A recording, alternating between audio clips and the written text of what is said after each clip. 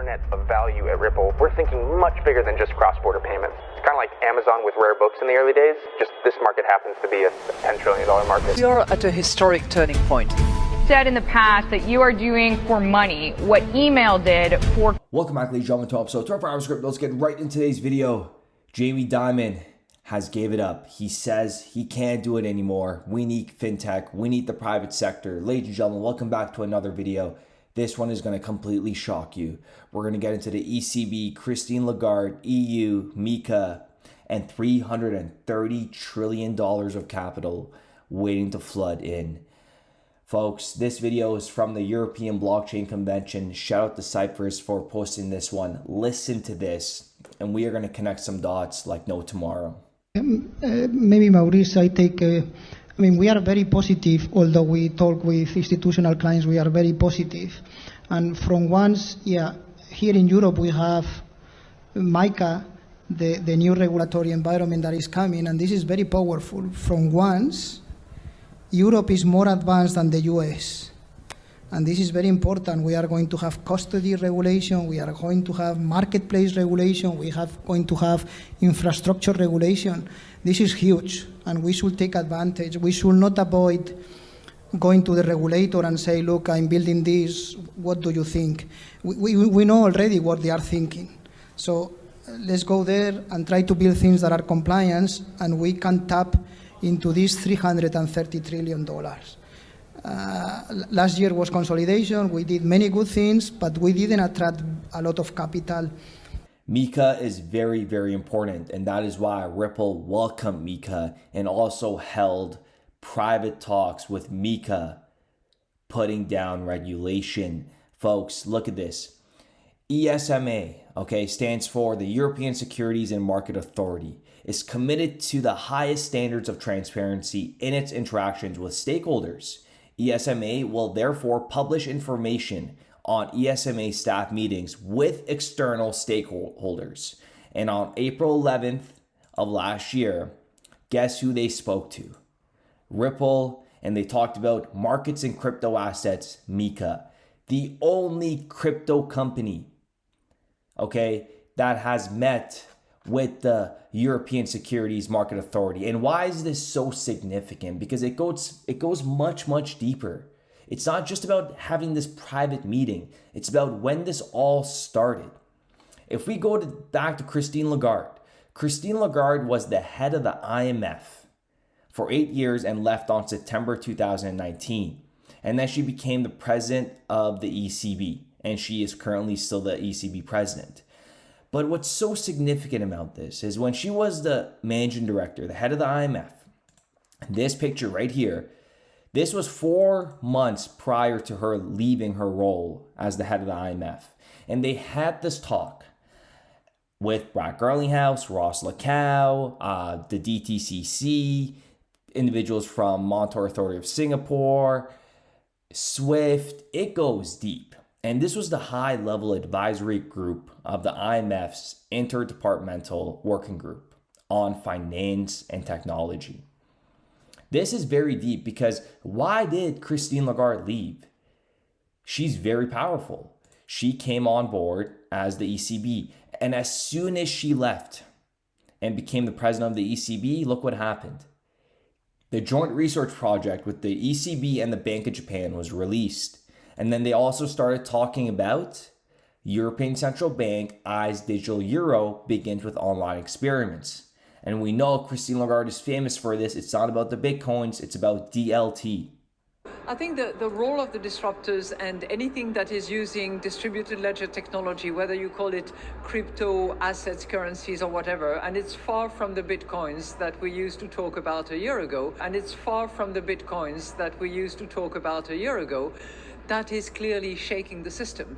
And that is why we have also Jenny Johnson, CEO of Franklin Templeton. She's been there for over 33 years, talking about how Bitcoin is just a distraction. And keep in mind, they have about $1.8 trillion assets under management. Bitcoin is the greatest distraction from the greatest disruption that is coming to financial services. So when meetings like that take place with the ESMA, Christine Lagarde, the IMF, Brad Garlinghouse, it makes you wonder. And they lied to you. Crypto startup Ripple is seeking a license in Ireland to drive EU expansion, November 18th of last year. Listen to this. Ripple's European expansion drives comes in anticipation of EU's MiCA crypto regulation going into effect in the coming years. It's going effect in the coming years, they say. But guess what? It just happened a year later. EU lawmakers approved world's first comprehensive framework for crypto regulation. Ripple is behind this. Ripple helped regulate and enforce the rules in this. It is in their stakeholder staff meetings. And just to put the icing on the cake, I think we've reached the end of this marathon. This clip by Gary Gensler and Tim Draper. Take a listen to this, folks, and let me know what you guys think in the comments down below. Jamie Dimon knows it's done. It's done. You're not stopping this. Jamie and JP Morgan, what do you think is going to be the thing that they will have to change the most or lose market share and somebody else is going to do better, faster, serve their clients better than JP Morgan or Goldman Sachs? You can just hear the bankers panicking right now. But what just what feel line, the panic in their voices. But here's business that is most well. Here's what always happens. The first thing that happens is they try to go, oh, it's nothing, and they did that. I mean, that's with every new industry, every new technology comes along. The powers that be, the incumbents, the status quo, all say it's nothing. Don't ignore the man behind the curtain. This is nothing. And then all of a sudden it's too big to get in there. They're going, oh my God, I got to face this thing. And then they all line up and they wrap their arms together and they say, we're not letting this happen. And then it keeps going. And then they say, okay, well, let's sue them.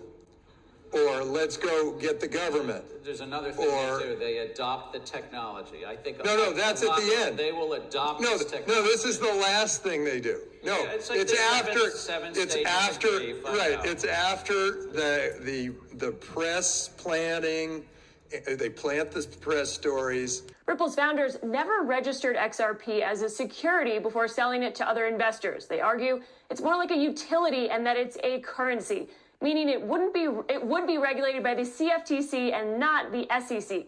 They put out lawsuits. They create as much of a fuss as possible. They try to get their government friends involved. And then they go, oh, God, this thing's happening. Yep. Some have done a great job, and we should acknowledge that. Some have done a great job. You and I wouldn't call them a fintech. There's something that a company came up with, which is fintech type services. Yes. Some have some did stuff that we could have done ourselves.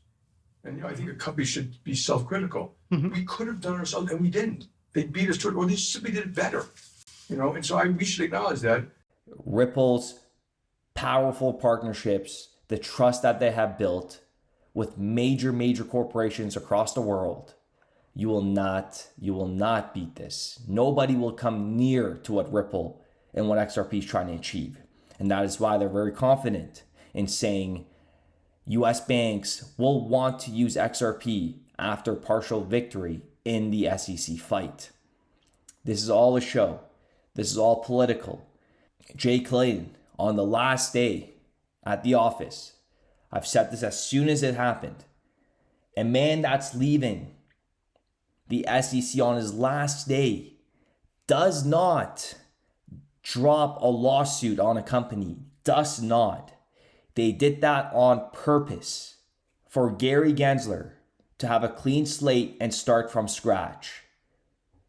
And Clayton was out the door.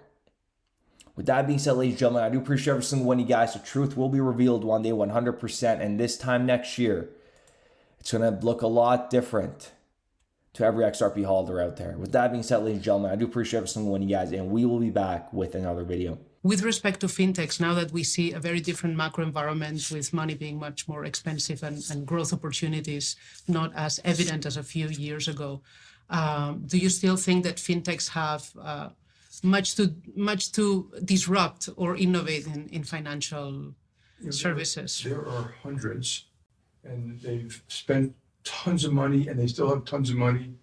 And I don't like talking about as a group. Yep. Some have done a great job, and we should acknowledge that. Some have done a great job. I wouldn't call them a fintech. There's something that a company came up with, which is fintech type services. Yes. Some have some did stuff that we could have done ourselves. And I think a company should be self-critical. We could have done ourselves, and we didn't. They beat us to it, or they simply did it better. And so we should acknowledge that. We started building RippleNet with the thesis that crypto liquidity would eventually be able to support robust global payments, large payments. RippleNet was designed so that customers seeing the benefits of our fiat-based network could flip the switch to ODL once the market was mature enough. And this is exactly what's happening. Flip the switch.